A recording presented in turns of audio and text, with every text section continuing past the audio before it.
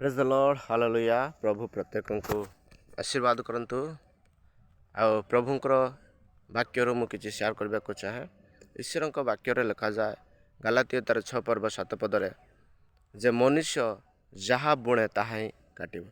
जे ईश्वर विद्रूपर पात्र नुहंती, मनुष्य जहा बुणे ताहा ही काटिब। आज एबिका समय ईश्वर संतान मानक ईश्वर लोक मानक बहुत लोक अपमानित निंदा हिंसा करुछंती।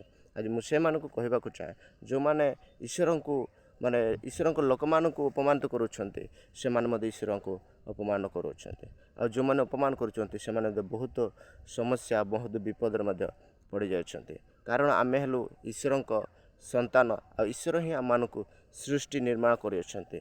ताहांको प्रति मुहूर्त आम मानक सृष्टि करछंती जे आमे परस्पर को प्रेम करिबा, जे कहारी को अपमानित करिबा नाही। Hallelujah, praise the Lord.